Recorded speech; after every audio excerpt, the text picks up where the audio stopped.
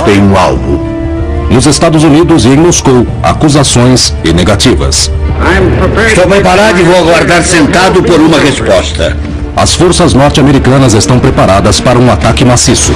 No mar, no ar ou em terra, armas nucleares estão nas mãos de capitães ou majores. Se ordenássemos que usassem uma arma, seríamos atendidos.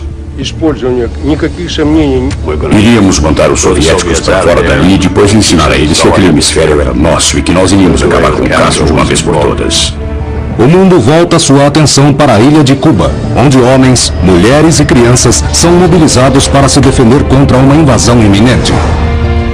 Na Casa Branca e no Kremlin, a comunicação é escassa e poucos conseguem dormir.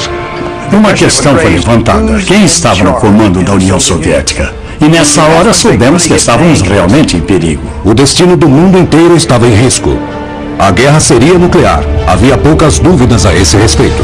Houve pânico. As pessoas achavam que era isso mesmo que iria acontecer. Não pensavam em outra opção. Eu disse para minha esposa, não vou trabalhar hoje. Eu não sei como será o dia de amanhã. É bem possível que eu nem esteja vivo.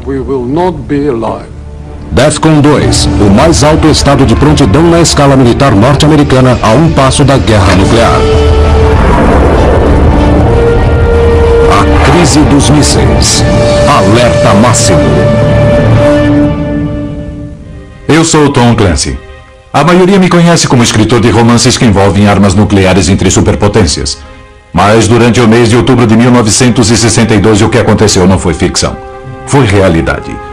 Em Washington, Moscou e Havana e em alto mar. A crise dos mísseis em Cuba aproximou o mundo de uma guerra nuclear como jamais havia ocorrido. Mas muito do que realmente aconteceu nos bastidores foi mantido em segredo até recentemente.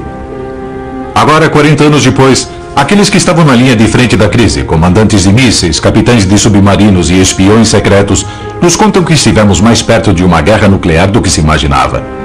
A capacidade de lançamento dependia, em ambos os lados, da confiabilidade em oficiais de médio escalão, homens que não hesitariam em acionar as terríveis armas se recebessem ordens para isso. E o que é pior, uma guerra nuclear poderia facilmente ter começado por acidente. Por dias viveu-se um estado de incerteza, quando pela primeira vez os Estados Unidos entraram em DEFCON 2. Eu sou Tom Clancy e essa é a história da crise. No apogeu da Guerra Fria, o líder da União Soviética, Premier Nikita Khrushchev, analisa seu próximo passo. Ele sai para caminhar com seu ministro da Defesa, Marshal Malinowski, às margens do Mar Negro. Quando os dias estão claros, pode-se ver as margens do litoral turco do outro lado do Mar Negro.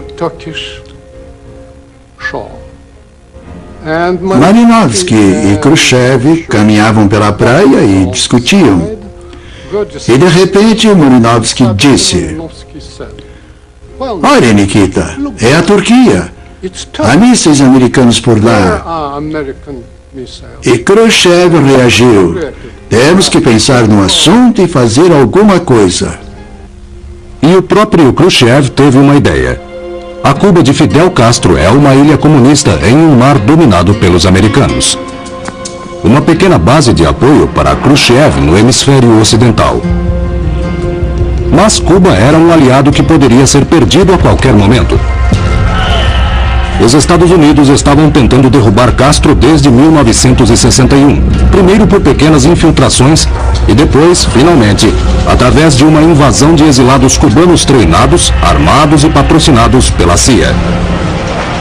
Essa missão na Baía dos Porcos foi um fracasso. A invasão da Baía dos Porcos em 1960 foi uma combinação de ações dos Estados Unidos contra a Revolução Cubana.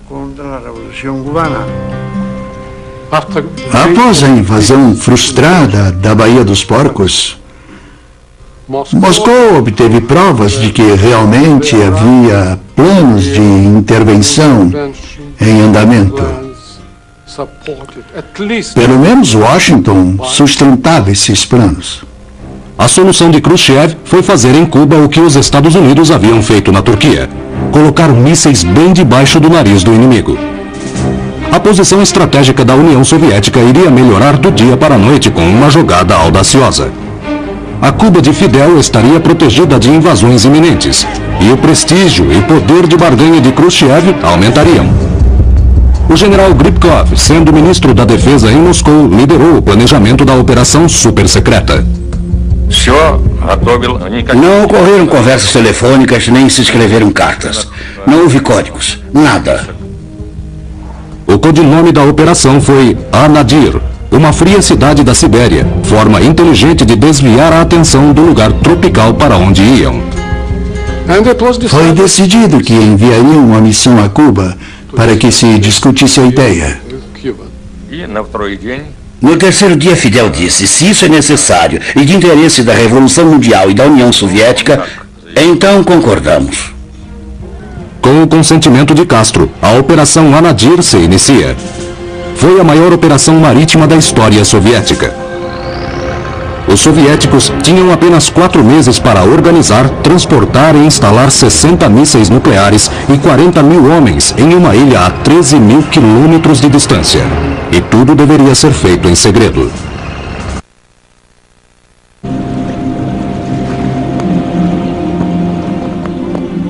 Nos portos soviéticos, 85 navios são preparados para a partida.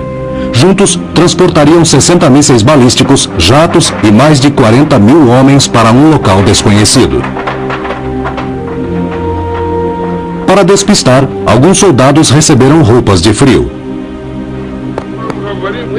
Mesmo os capitães dos navios não têm ideia de para onde estão indo.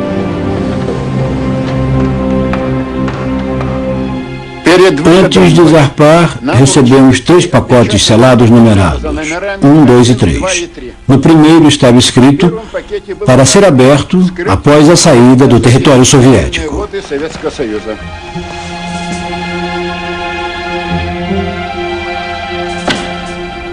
Conforme os navios passavam através do Estreito de Bósforo na Turquia, o segundo envelope foi aberto. Ele continha ordens para que os navios seguissem além do Estreito de Gibraltar e pelo Oceano Atlântico. No terceiro pacote estava a ordem para seguir para Havana, Cuba, e tudo se esclareceu. Conforme os navios se aproximavam de águas caribenhas, eram observados de perto por aviões norte-americanos, que tinham razões para suspeitar. Em 1961 e 62, o sistema militar americano desenvolveu planos de contingência para uma invasão a Cuba em larga escala. O codinome da missão: o Plan 316. As aeronaves da Marinha Americana voavam a apenas 60 metros de altitude e fotografavam a misteriosa carga dos navios. Quando estávamos a 2 ou 3 dias de Cuba, notamos que a aeronave de reconhecimento americana estava acima de nós. Pelo resto da viagem, um helicóptero americano ficou pairando sobre nossas cabeças, quase tocando o mastro do navio. As fotografias das patrulhas da Marinha são levadas a Washington. O filme é recebido por uma equipe de elite de analistas no reservado Centro Nacional de Interpretação Fotográfica, o NPIC. Dino Brudioni esteve no comando da equipe do NPIC. Durante o ano de 1962, vimos um navio atrás do outro carregando suprimentos a Cuba e observávamos a todos eles. Os cargueiros haviam sido fotografados no Bósforo e quando saíram de lá, foram fotografados novamente de nossas unidades na Sicília e em Gibraltar. E todas essas fotos chegaram para nós. Brudioni e seus colegas ainda não haviam conseguido ver a carga do navio, mas podiam tirar conclusões a partir do que já estava visível. As fotografias mostravam engradados nos convéses dos navios. Tínhamos um bom conhecimento dos engradados que os soviéticos utilizavam para carregar aeronaves, porque os observamos no Egito, na Síria e em outros países que estavam recebendo auxílio da União Soviética. Conseguimos medir o engradado com precisão. De certo modo, podíamos recriá-lo na forma de uma caixinha e ver o que caberia dentro. Os navios soviéticos desembarcaram no porto de Mariel, em Cuba. As fotografias da vigilância norte-americana confirmaram o conteúdo dos engradados. Bombardeiros a jato, barcos patrulha e caminhões. Eram claramente armas para Cuba. Mas não havia evidência fotográfica de mísseis nucleares. Para os soviéticos, o segredo estava seguro. O jovem Major Mikhail Burnov liderava uma das equipes de engenheiros de mísseis. Iríamos desembarcar em Baniel somente à noite. Os mísseis estavam num hangar maior e só poderíamos transportá-los depois das 3 da manhã.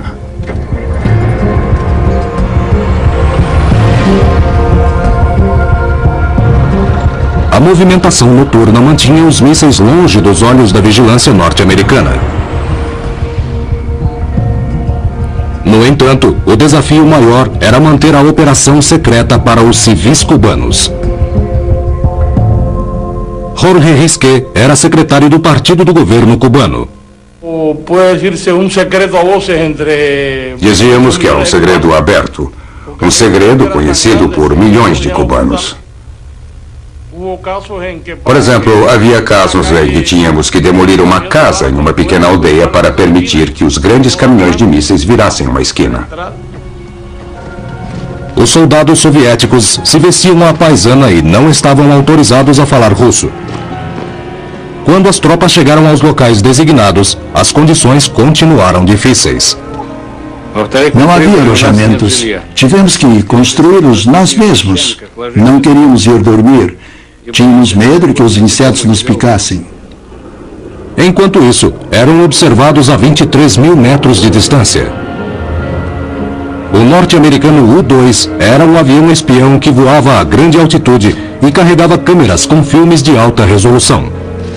Esses filmes produziam negativos do solo a 22 quilômetros de distância. O U-2 podia ver pequenos detalhes, pequenos veículos, homens, trilhas de pneus.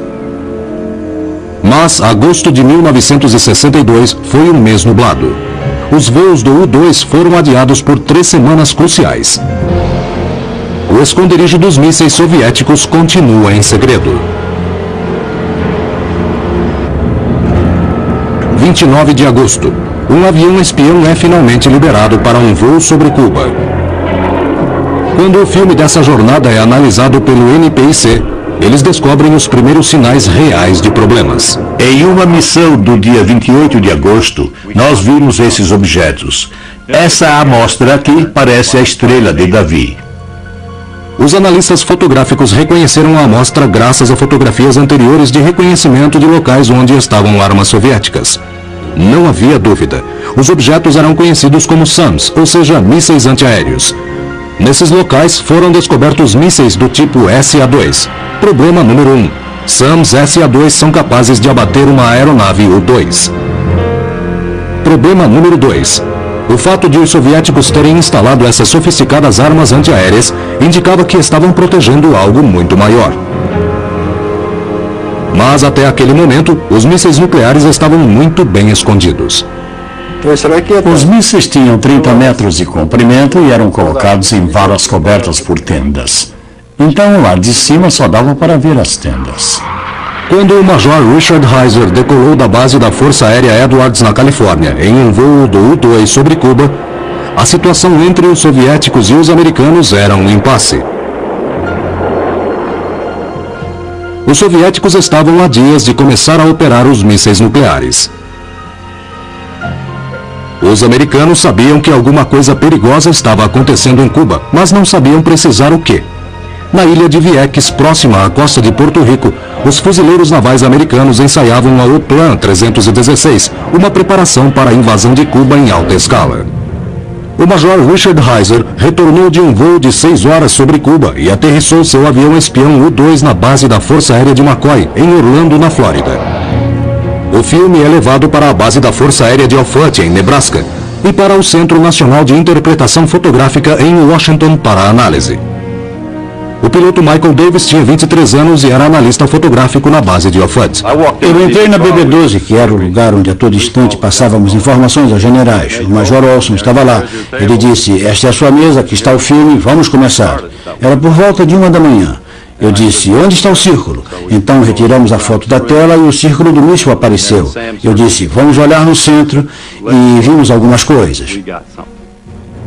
Após examinar o filme durante horas, Davis encontra uma série de formas cilíndricas que pareciam estranhamente familiares. Mais tarde, no NPIC em Washington, Dino Brugione e sua equipe chegam à mesma conclusão. Nós vimos 8 objetos de 20 metros de comprimento e vimos também 2 objetos de 30 metros de comprimento. E eles eram estranhos àquele ambiente. Brugione e Davis haviam feito descobertas com graves implicações. As medidas dos objetos casavam perfeitamente com mísseis balísticos soviéticos de médio alcance tipo SS-4, mísseis que tinham ogivas nucleares. Estávamos convencidos de que o que havíamos encontrado era um campo de mísseis SS-4 prontos para lançamento. Os mísseis soviéticos SS-4 têm um alcance de 3.200 quilômetros. Se fossem lançados de San Cristóbal, em Cuba, atingiriam Washington, Baltimore, os quartéis-generais do Comando de Estratégia Aérea em Nebraska e todo o sudeste dos Estados Unidos.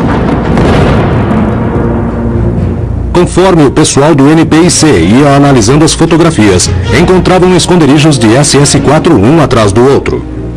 Eles trabalharam durante a noite até o chefe do NPIC, Art Landau, chegar na manhã seguinte. O Landau chegou de manhã e olhou para eles e soltou um suspiro. Ele disse: "Isso é um problema. Isso é grande problema."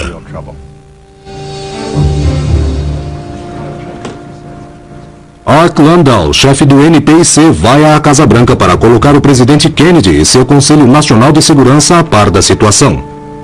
A reunião, como muitas outras ocorridas durante a crise, é secretamente gravada pelo presidente Kennedy e só recentemente veio a público.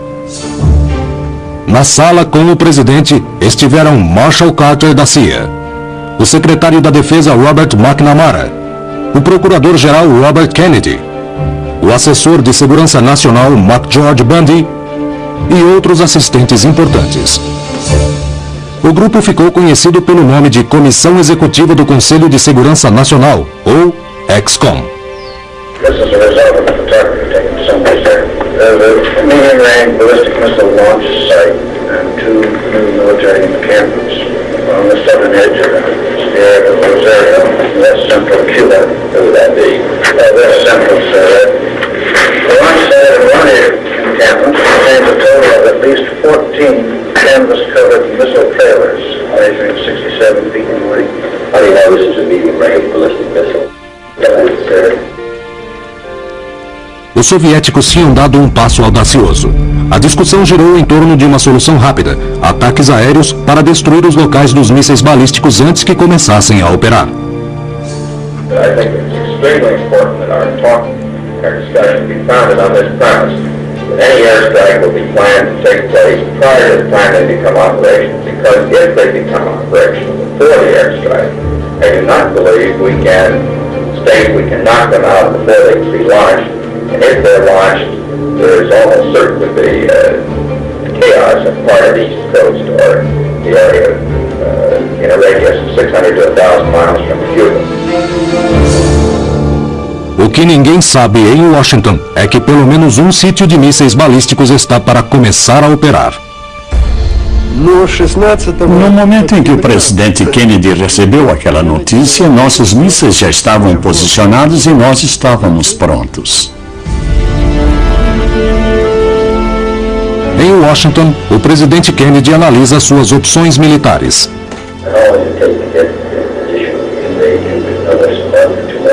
No, sir. It's a matter of 7 days after the airstrike, assuming the airstrike starts the first next week. Did you get 6 divisions or 7 divisions in the Cuba in 7 days? No, sir. There are two plans we have. One is to go to maximum speed, which is one referred to by Mr. Rathmel, about 7 days after the strike. We put in 90,000 men in 11 days. If you have time, if you give us more time, so we get all the advanced preparation and pre-positioning, we put the same 90,000 in 5 days. A outra opção seria fazer o bloqueio naval de Cuba para evitar a entrada de novas armas soviéticas. Mas os militares queriam a invasão. Kennedy precisa de tempo para decidir. Ele ordena um aumento nos voos de vigilância do U-2. O que ninguém sabia na EXCOM é que os soviéticos em Cuba também possuíam armas nucleares de campo de batalha. Eram mísseis de curto alcance com capacidade para dizimar um exército invasor. As tropas americanas poderiam deparar-se com essas armas quando desembarcassem nas praias cubanas. não sabiam também sobre a ameaça nuclear que vinha pelo oceano. 4 submarinos soviéticos fortemente armados iam em direção ao Caribe em alta velocidade. Nikolai Shumkov era o capitão de um deles. Nosso submarino estava armado com 22 torpedos. E um deles era nuclear.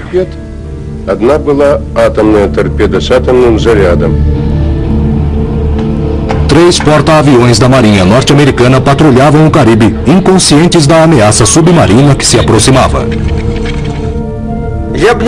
Até onde eu sei, se tivesse recebido ordens para lançar o torpedo nuclear, eu certamente teria mirado em um porta-aviões.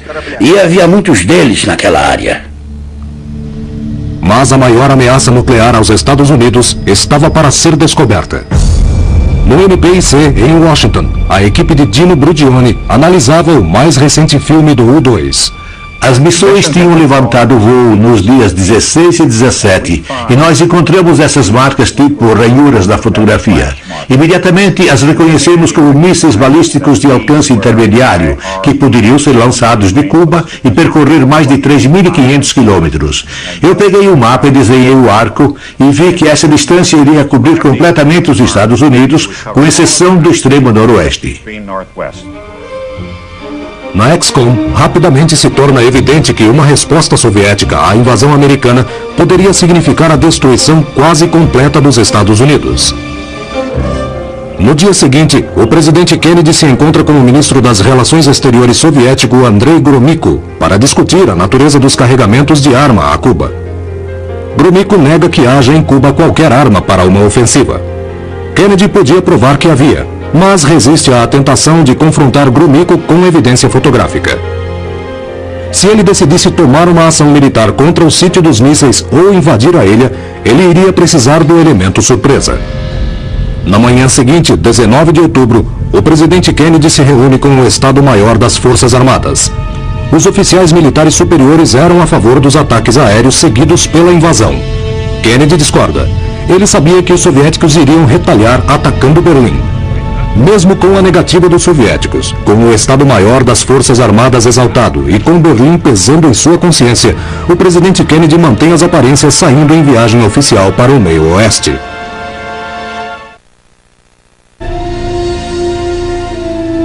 Sem que os americanos soubessem, o primeiro sítio de mísseis em Cuba já havia começado a operar e poderia efetuar lançamentos em 5 horas. Um regimento estava pronto para combate no dia 20. Devido a atrasos nos equipamentos, nosso regimento só ficou pronto no dia 25. No Caribe, a tensão nos submarinos soviéticos é alimentada por um silêncio sinistro dos rádios. A comunicação por rádio parou. O silêncio era completo. Não havia comunicação via rádio de jeito nenhum e achamos estranho. Pensamos que a situação era anormal, mas não sabíamos o que estava acontecendo. Shumkov não estava em contato com seus comandantes, mas a Marinha Americana estava em contato com Shumkov.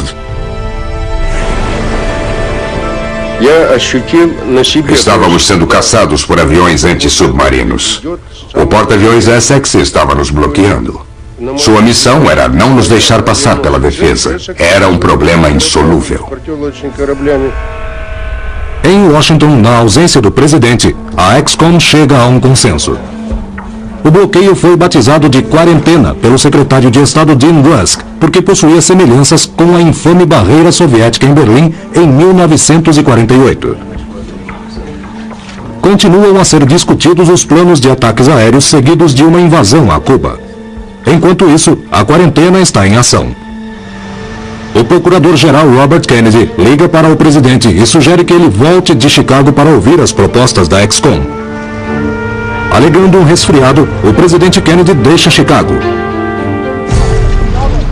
O Oplan 316 preparava-se para a invasão de Cuba já fazia 10 meses. Mas agora havia uma nova urgência. O tempo que os fuzileiros tinham para desembarcar em Cuba era de apenas 8 dias após o início dos ataques aéreos. O Oplan 316 envolvia 500 mil homens, incluindo 40 mil fuzileiros e quase 15 mil paraquedistas, além de 1.000 aeronaves e 180 navios.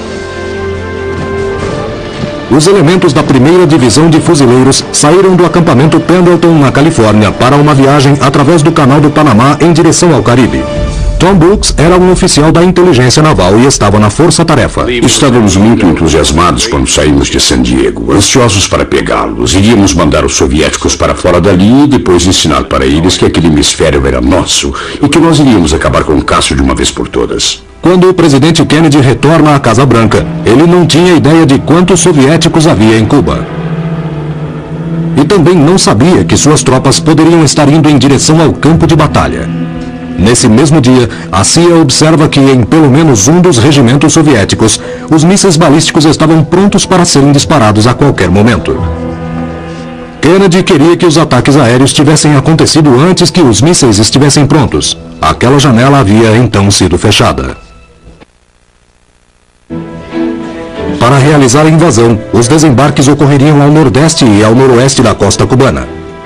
Além disso, os fuzileiros irromperiam pela Baía de Guantánamo para atacar o que imaginavam ser 8.000 soldados lutando em conjunto com o exército cubano. Mas as tropas soviéticas que os aguardavam em Cuba eram muito mais numerosas do que os americanos jamais poderiam estimar. Havia grande relutância em acreditar que eles estavam organizados em unidades de combate em Cuba e que, na verdade, iriam travar batalha com as forças americanas. E o pior de tudo, o OPLAN 316 não consegue prever a tática soviética para o uso das armas nucleares. Eu hesitava até em pensar em onde aquilo iria nos levar. Nós não estávamos preparados para um ataque nuclear de jeito nenhum. 22 de outubro. Os navios da Marinha Americana recebem ordens para levar adiante o bloqueio de Cuba, preparando o terreno para a revelação dos planos ao comboio soviético.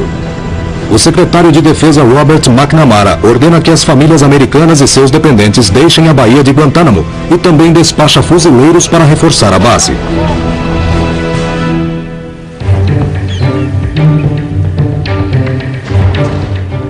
Em Havana, Fidel Castro também se prepara para o pior. Al mediodía del día 22. Ao meio-dia do dia 22 foi anunciado que Kennedy iria se pronunciar à nação naquela noite. E nós sabíamos, assim que ouvimos isso, que o pronunciamento iria preocupar Cuba, pois os mísseis haviam sido descobertos. A las 15:50. Às 15h50, as Forças Armadas foram postas em alerta. Nuestras Fuerzas Armadas fueron levantadas en alerta de combate. Às 17h45 soou o alarme de combate, o que significava que os homens estavam nas trincheiras com as armas nas mãos.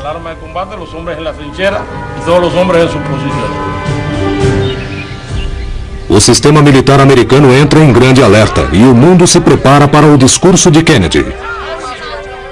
Às 19 horas do dia 22 de outubro, o presidente Kennedy faz o pronunciamento ao povo americano.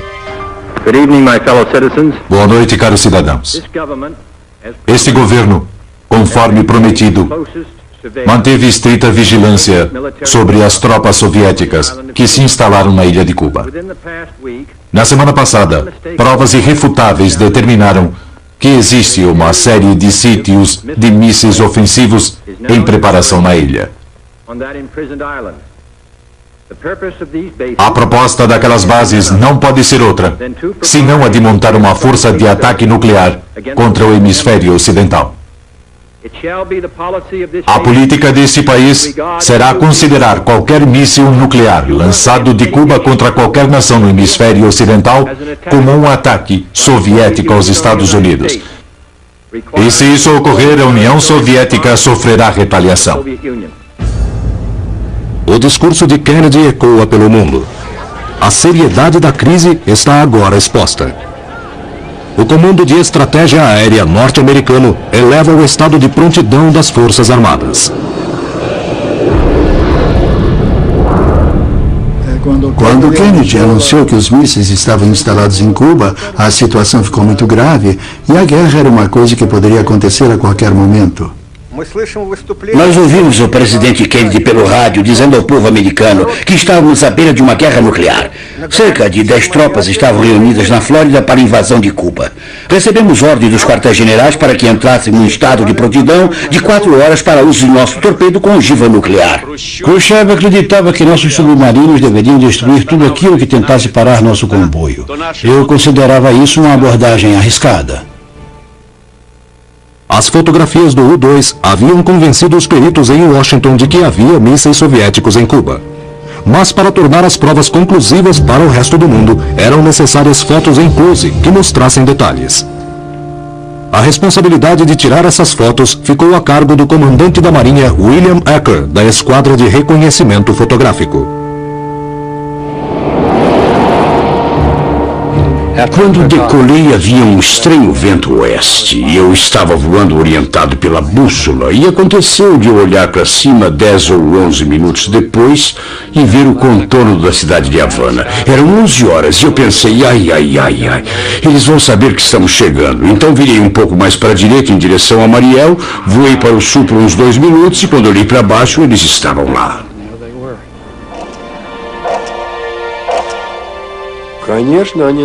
No dia 22, eles voavam sobre nós a uma altitude de apenas 100 metros. Conseguimos até ver o piloto e seu capacete. Eu vi os mísseis e eles estavam cobertos por redes de camuflagem, mas eu conseguia ver que havia mísseis, lançadores, etc., em veículos de transporte. E todo tipo de equipamento também. Fiquei lá por 1, 2, 3 segundos e parti. Embora arriscada, a missão em alta velocidade de Ecker é um sucesso. E as fotografias tiradas não deixaram mais dúvidas.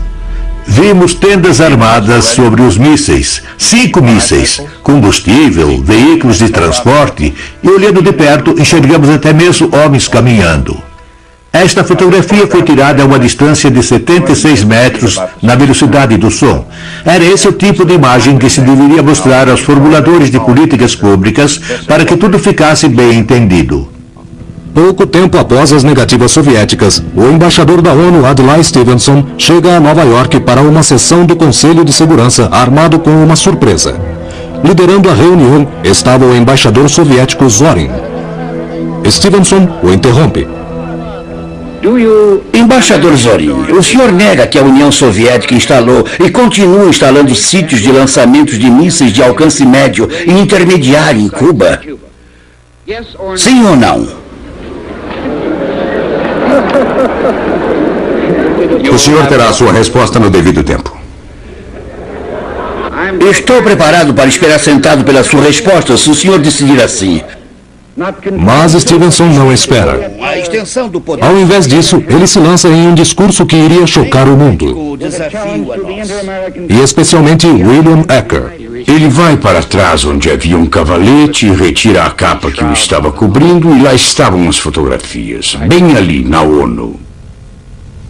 Revelando segredos da vigilância norte-americana, as fotografias de Ecker tornam o caso inegável.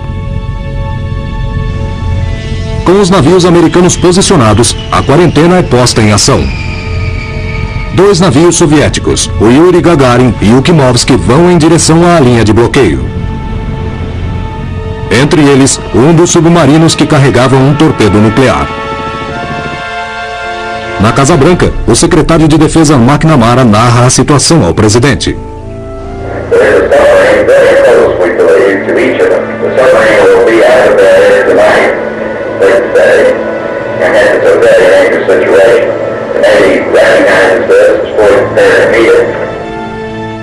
A guerra poderia ter começado dessa maneira. Os navios americanos atacariam o submarino soviético e o danificariam de alguma forma. Nesse caso, o comandante necessariamente usaria suas armas. O presidente Kennedy estava relutante em iniciar a guerra.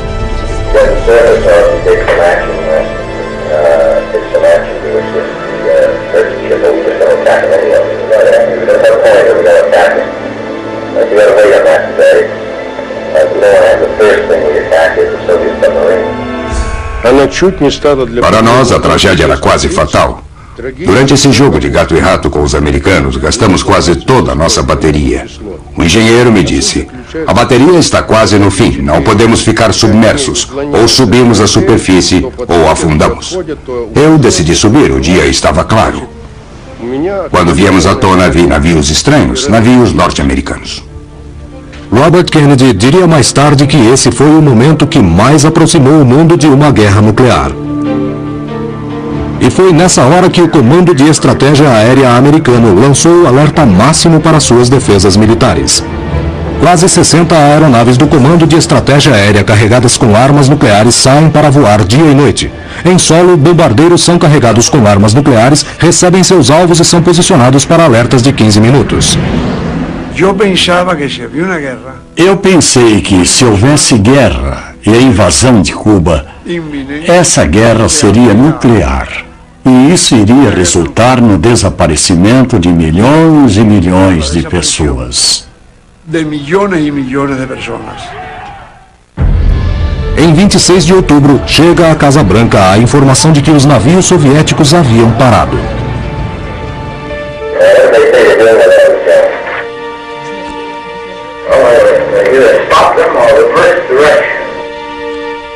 De repente eu recebi uma mensagem do quartel-general ordenando que eu deixasse aquele local, voltasse cerca de 160 quilômetros e mantivesse posição estacionária. Parecia que os soviéticos tinham recuado. Naquele momento, pelo menos os primeiros tiros de guerra não teriam lugar no mar. Mas na terra e no ar, a ameaça de guerra nuclear era maior do que nunca. Durante os dias 25 e 26 de outubro, o Comando de Estratégia Aérea se manteve em estado máximo de alerta. Com o advento de uma guerra, o comando utilizaria uma parafernália eletrônica denominada Plano Operacional Integrado Único, ou CIOP. Um sistema que previa que todos os mísseis nucleares americanos, aeronaves e submarinos fossem lançados não somente contra Cuba, mas contra o mundo comunista. Somente o premier Khrushchev e o presidente Kennedy poderiam autorizar um lançamento, mas vários tipos de armas nucleares em ambos os lados poderiam ser disparadas sem autorização. A detonação de uma simples arma nuclear poderia levar rapidamente a uma devastação global. Por isso, a situação era muito perigosa. Estávamos todos nesse ponto em que uma ação poderia ser tomada sem ordem direta de Khrushchev ou de Kennedy.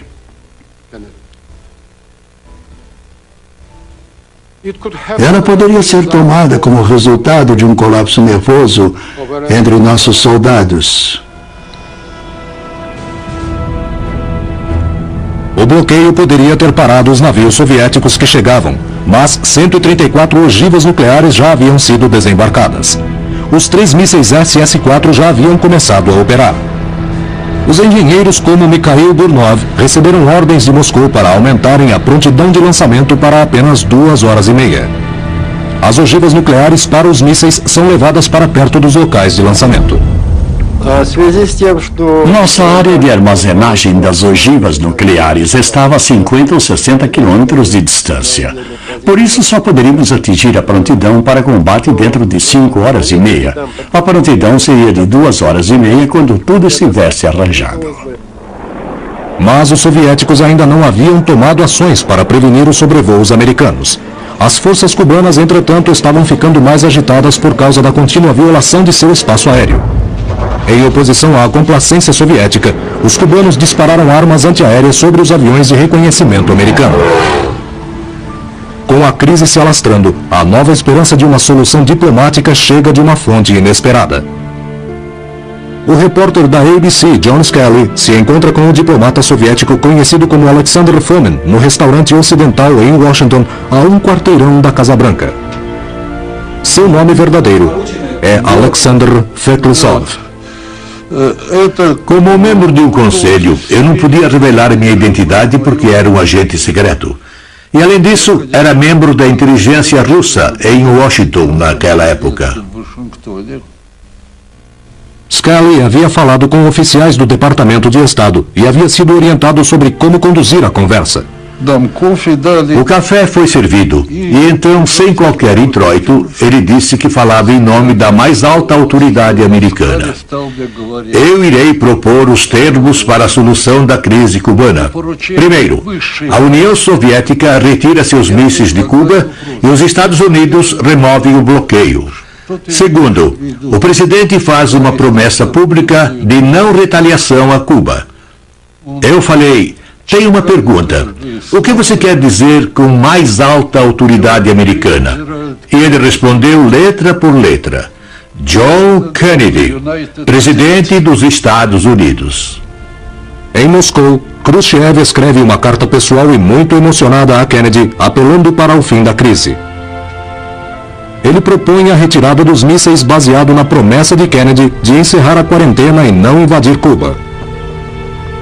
Quando a carta é finalmente recebida, decifrada e traduzida, já passa das 21 horas do dia 26. 12 horas depois, às 9 da manhã do dia 27, a Ex-Con se reúne novamente na Casa Branca. Enquanto os membros discutiam a carta conciliatória de Khrushchev, o presidente Kennedy recebe um comunicado que leu em voz alta. Khrushchev told President Kennedy yesterday to withdraw offensive effort from Cuba, the United States withdrew rockets from Turkey. I thought it was read by both the associations and put it out so far as the Reuters and the same thing. He didn't really say that, did he? I may not be really put it out another letter paper. A Ex-Con acreditou que Khrushchev ou algum outro indivíduo linha dura em Moscou estava fazendo exigências adicionais, a remoção dos mísseis americanos Júpiter da Turquia. Recebemos 2 mensagens diferentes em pouco tempo, sabe? E por isso uma questão surgiu não apenas em minha mente, mas na mente de várias outras pessoas. Quem estava no comando da União Soviética? Será que havia alguma incerteza sobre quem estava no comando e quem estava dando ordens pelo outro lado? E nessa hora soubemos que estávamos realmente em perigo. O perigo estava se tornando real. E para um homem seria fatal. Desde que os mísseis soviéticos haviam sido descobertos, a Força Aérea Americana sobrevoava Cuba periodicamente em missões de espionagem. Até aquele momento, os soviéticos haviam hesitado em abrir fogo. Às 9 horas da manhã, o Major Rudolph Anderson decola da base da Força Aérea de McCoy, em Orlando, na Flórida, para um sobrevoo em Cuba. Às 10 horas, horário local, ele guia seu U-2 para o porto de Baines. Em terra firme, indo contra as ordens de Moscou, o comandante soviético decide abrir fogo. O míssil percorre 22 mil metros pelo céu e explode próximo à aeronave, matando Anderson e fazendo o U-2 rodopiar em direção ao solo. A crise dos mísseis em Cuba faz sua primeira vítima. O presidente somente ficou sabendo da notícia às 16 horas durante reunião com a Ex-Con.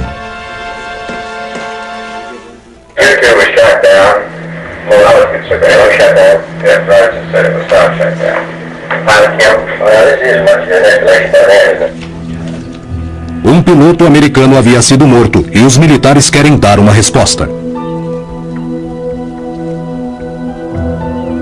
São marcados para o dia seguinte ataques aéreos, procedendo uma invasão a Cuba, a não ser que Kennedy e Khrushchev consigam encontrar uma saída.